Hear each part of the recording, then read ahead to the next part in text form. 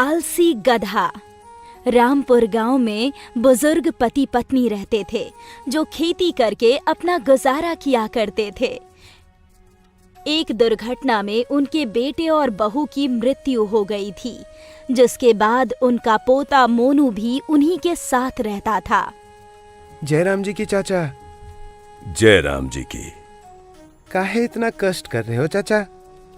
पहले तो 1 घंटे में पूरा खेत अकेले ही जोत लिया करता था।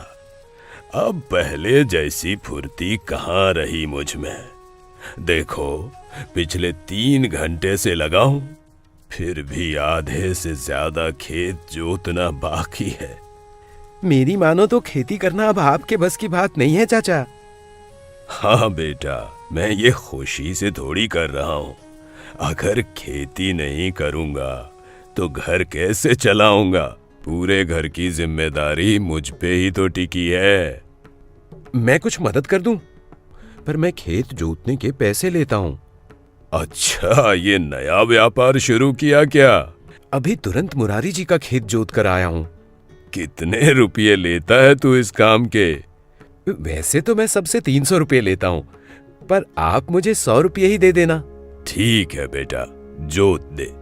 राकेश तुरंत ही काम पर लग जाता है। शंभू राकेश को 100 रुपए देकर खुशी खुशी घर चला जाता है। दादाजी आ गए, दादाजी आ गए। क्या? इतनी जल्दी कैसे आ गए? लगता है पूरा खेत जोत नहीं पाए। हाँ बेटा, तेरे दादा आ गए। क्यों जी, आज भी पूरा खेत जोत नहीं पाए? अगर ऐसे ही चलता रहा ना तो हम भूखे मर जाएंगे। आते ही शुरू मत हो जा, मुझे अपने घर की चिंता है। पहले पानी पिला दे, बाहर कितनी धूप है। अब बोलिए, क्या हुआ? वो राकेश है ना, अपने गांव वाला। हाँ। उसने एक नया व्यापार शुरू किया है। वो लोगों के खेत जोतने के पैसे लेता है। अच्छा, फिर तो वो बहुत पैसे कमाता होगा। हाँ, क्यों नहीं कमाएगा। गांव में मेरे जैसे कितने लोग हैं जो अपना खेत खुद नहीं जोत पाते हैं। मैंने भी यही किया, अपना खेत राकेश से जोतवा रहा हूँ। अच्छा किया, पर हमारे पास पैसे भी कम हैं। कुछ सालों बाद मोनू भी स्कूल जाएगा। स्कूल में देने के लिए पैसे कहाँ से आएंगे? हाँ, इसलिए हमें अभी से कुछ करना होगा। मोनू के स्कूल के लिए पैसे जमा करने होंगे। दादाजी देखो, मैं बड़ा हुआ या नहीं? तू तो मुझसे भी ज्यादा बड़ा है। तो मैं स्कूल क्यों नहीं जा सकता हूँ? क्योंकि तू रात में सोते समय बिस्तर में ही सूसू करता है। पता है दादाजी, आज आलसी गधा चल रहा था। सच में? मैंने तो उसे कभी चलते हुए देखा ही नहीं। वो बहुत सयाना है दादाजी। जब कोई नहीं देखता है ना, तब वो चुपके से चलता है। वाह, ये तो तुझसे भी सयाना है। शंभू मोनू की बातों में हामी भर रहा था, पर शंभू जानता था कि उसका गधा बहुत ही आलसी है और वो खुद से कभी चलता नहीं है। शंभू फिर अगली सुबह खेत चला जाता है। धूप कल से ज्यादा थी। शंभू खेत में खेती करते हुए बुरी तरह थक जाता है। तभी राकेश आता है। क्यों चाचा, क्या हाल चाल? सब ठीक बेटा। तभी शंभू के नाक से खून निकलने लगता है और शंभू वहीं गिर जाता है। चाचा क्या हो गया? राकेश शंभू को डॉक्टर के पास ले जाता है और वहां शंभू की पत्नी राखी और मोनू भी आ जाते हैं। डॉक्टर साहब, मोनू के दादाजी को कुछ हुआ तो नहीं ना? अरे चाची, ऐसी कोई बात नहीं है। ये सब ज्यादा गर्मी में काम करने की वजह से होता है। चिंता करने की कोई बात नहीं है। ये सामान्य है, ऐसे मौसम में हो ही जाता है। तो मैं फिर से खेत में खेती कर सकता हूँ ना? चाचा, आपकी उम्र नहीं है खेतों में काम करने की। अभी भी खेतों में काम कर रहे हो, ये बहुत बड़ी बात है। मैं तो ये सलाह देता हूं, अब खेतों में काम मत कीजिए। आपका शरीर अंदर से कमजोर है। तो बेटा मेरा चलेगा कैसे? ये भी समस्या है। आप अकेले ही कमाने वाले हैं। डॉक्टर साहब, कोई ऐसा उपाय हो तो बताइए कि इनको खेतों में भी काम ना करना पड़े और पैसे भी आए। सोचता हूँ चाची यहाँ हॉस्पिटल में एक धोबी की तलाश है। रोज कपड़े निकलते हैं धोने के लिए। अगर चाचा और आप मिलकर धोबी का काम करें तो कैसा रहेगा? सुझाव तो अच्छा है। घर के बगल में नदी भी है और हमारे पास एक गधा भी है कपड़े धोकर लाने के लिए। अरे पर वो तो आलसी गधा है, वो भला क्या कपड़े ढोएगा? अरे चाचा, कोई ना कोई तरीका होगा ही उस आलसी गधे से भी काम करवाने का। और अगर आप धोबी का काम करेंगे तो आपको खेती से तो बहुत अच्छे पैसे मिलेंगे। ऊपर से आपको धूप में भी काम करने की जरूरत नहीं। ये भी ठीक है। शंभू डॉक्टर साहब की बात मान लेता है और घर लौटता है। दादाजी, चलिए ना, हम गधे को नहला देते हैं। हाँ हाँ, नहलाएंगे भी और इसे घूमने भी ले जाएंगे। अरे वाह, आज तो मजा आएगा। अगर ये चलना चाहे तो। राखी ने गधे को नहला तो दिया और फिर उसे घुमाने की बारी थी। अरे चल चल चल मेरे गधे, जल्दी चल। मोनू और राखी बहुत कोशिश कर रहे थे पर वो गधा चल ही नहीं रहा था। अरे आप भी जरा मदद कीजिए ना। अभी आया। शंभू भी गधे को धक्का मारने लगा पर गधा बिल्कुल हिला ही नहीं। आखिर तीनों थक गए। अब भगवान ही इस आलसी गधे को हिला सकते हैं। मैंने कहा था ना, ये एक नंबर का आलसी है। बस खाएगा और बैठेगा, इससे कोई काम नहीं होगा। गई भैंस पानी में। अब हमें ही कपड़ों का वजन ढोना होगा। हाँ, देखते हैं क्या होगा। अगली सुबह राखी गधे को चारा खिलाती है। कम से कम आज तो चल। पता नहीं ये गधा आज भी चलेगा या नहीं। ए जी, जरा धक्का लगाइए ना, आज इस गधे को खड़ा करते हैं। ठीक है। शंभू और राखी दोनों धक्का लगाते हैं पर गधा उठता ही नहीं है। लगता है ये ऐसे नहीं मानेगा, अभी इसे सबक सिखाती हूँ। राखी घर के अंदर से एक छड़ी लेकर आती है। वो जैसे ही गधे को मारने ही वाली होती है कि शंभू उसे रोक लेता है। अरे राखी, इस बेजुबान को मार मत। जैसा भी है इस पे हाथ मत उठा। तो इससे काम कैसे कराऊं? वो बाद में देखते हैं। अब मैं हॉस्पिटल जाकर कपड़े ले आता हूँ। ठीक है, जाइए। शंभू अकेला चला जाता है और यहाँ राखी सोचने लगती है कि वो आलसी गधे से कैसे काम करवा सकती है। खैर, कुछ देर बाद एक सब्जी वाली आई। सब्जी ले लो, ताजी ताजी सब्जी। अरे काकी, सब्जी चाहिए का? क्या क्या है? सब्जी वाली एक एक सब्जी दिखाने लगी। मूली है, गोभी है, गाजर भी है। जैसे ही सब्जी वाली ने गाजर उठाया, आलसी गधा उठकर दौड़कर आया और उसने सब्जी वाली का गाजर छीन लिया। काकी, लगता है आपके गधे को गाजर बहुत पसंद है। आज तक तो मुझे ये बात पता ही नहीं थी। तू एक काम कर, 1 किलो गाजर दे दे। राखी ने सब्जी वाली से गाजर ले लिया और अब राखी समझ चुकी थी कि आलसी गधे से कैसे काम करवाना है। कुछ देर बाद राखी और शंभू मिलकर कपड़े धोकर सुखाने लगे।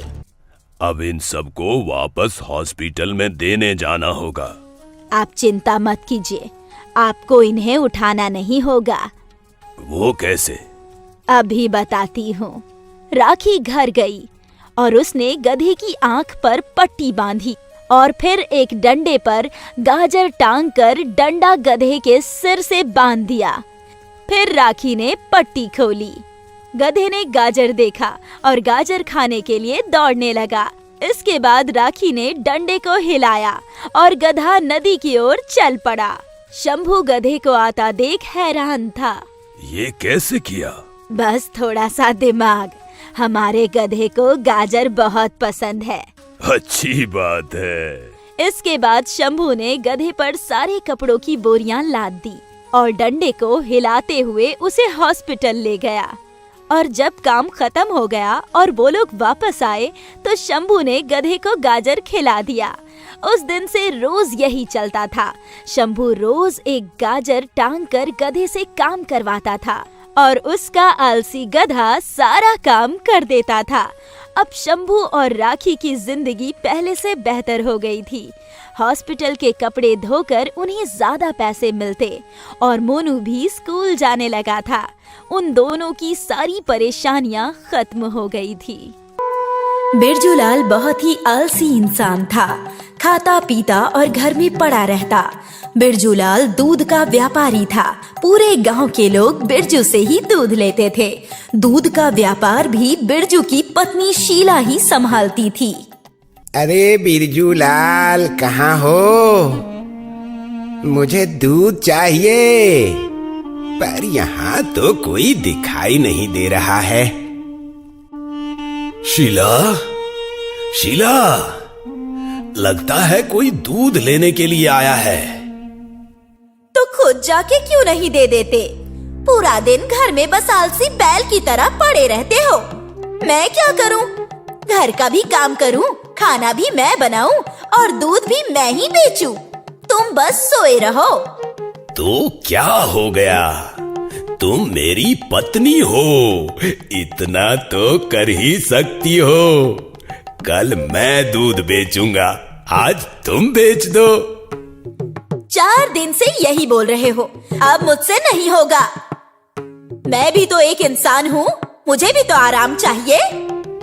ये सब छोड़ो, पर आज तुम कुछ ज्यादा ही गोरी दिख रही हो और शायद तुम्हारा पेट भी अंदर चला गया।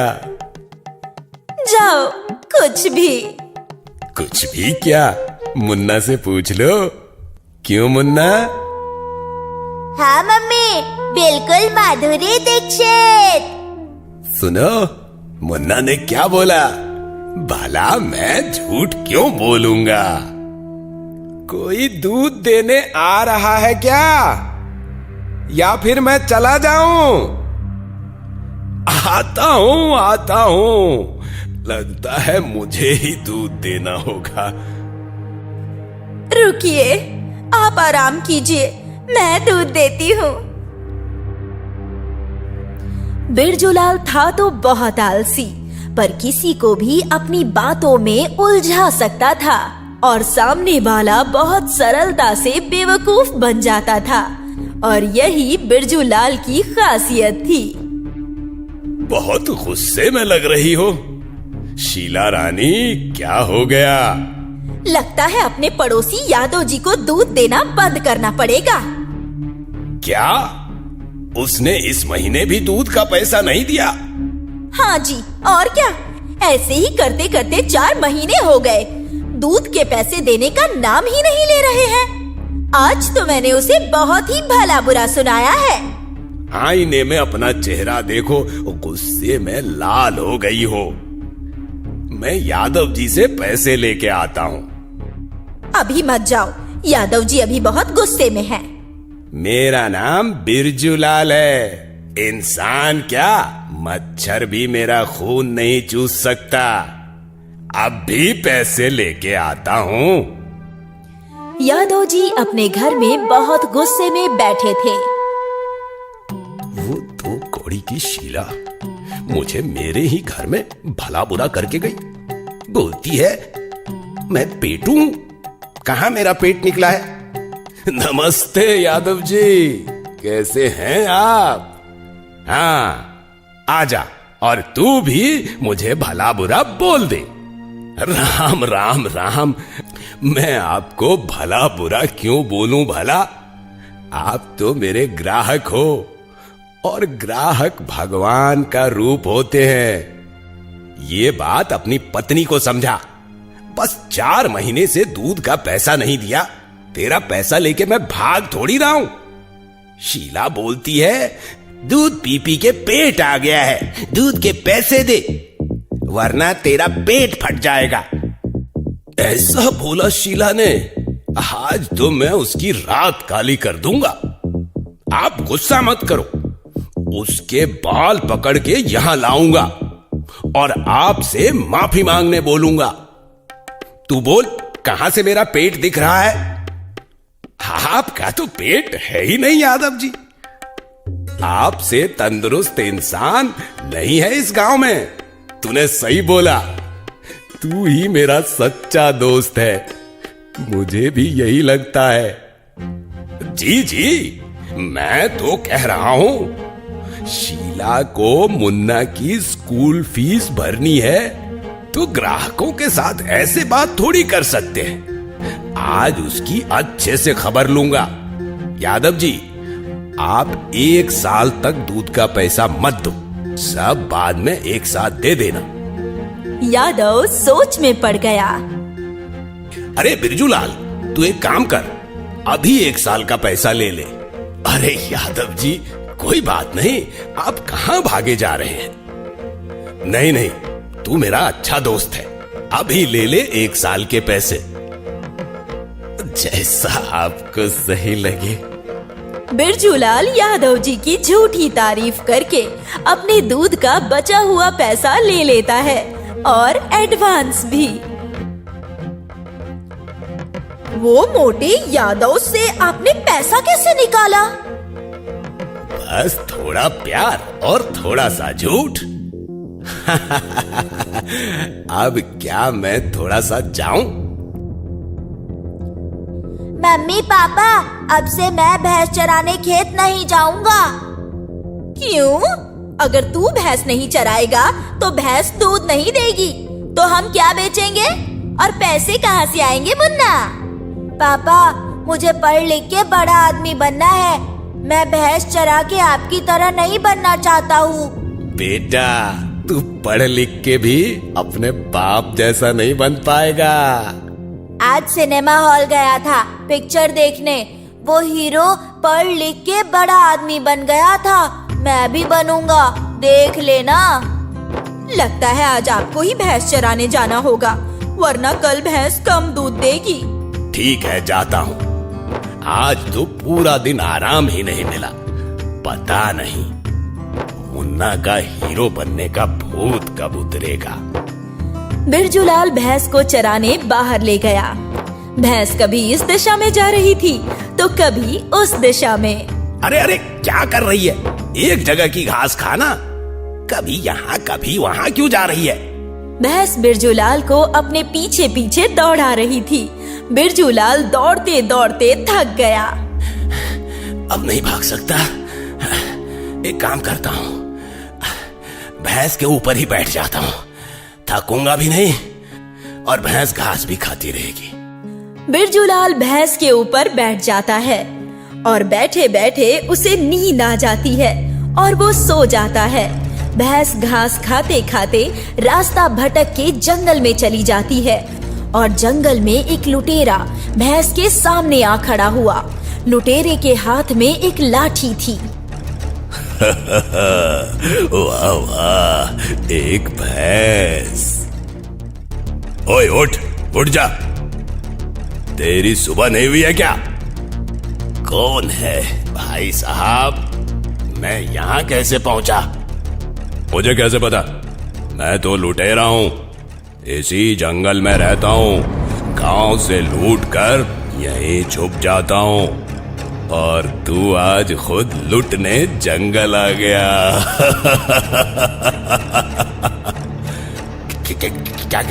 क्या? मुझे जाने दो, मैं गलती से यहाँ आ गया, मेरे पास आपको देने के लिए कुछ नहीं है।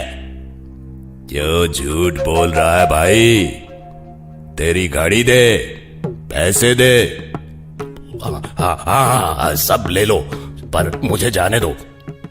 तेरी भैंस तो मोटी तगड़ी है, भैंस भी मुझे दे। लगता है बहुत दूध देती होगी ये। पूरे गांव में सबसे ज्यादा दूध यही भैंस देती है। तो ये भैंस मेरी है, अब तू निकल यहां से, वरना इस लाठी से तेरी खोपड़ी खोल दूंगा। निकल यहां से। लुटेरा बिरजूलाल की भैंस भी लूट के ले जा रहा था। लुटेरे भैया, मेरी पत्नी बहुत गर्म दिमाग की है। अगर खाली हाथ गया तो मुझे घर से निकाल देगी।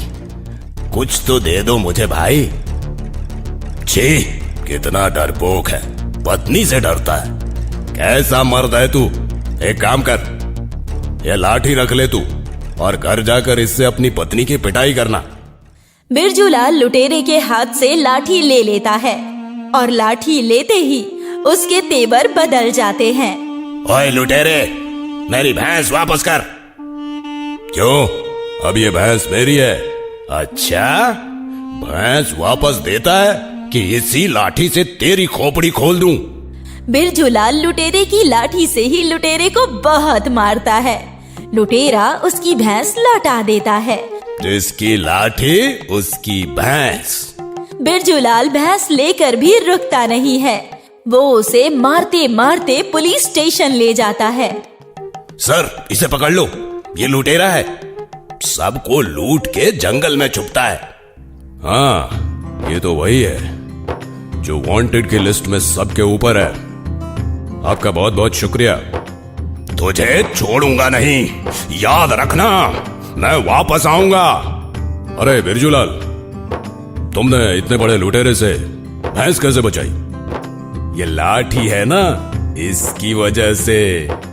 और आपने सुना ही होगा, जिसकी लाठी उसकी भैंस।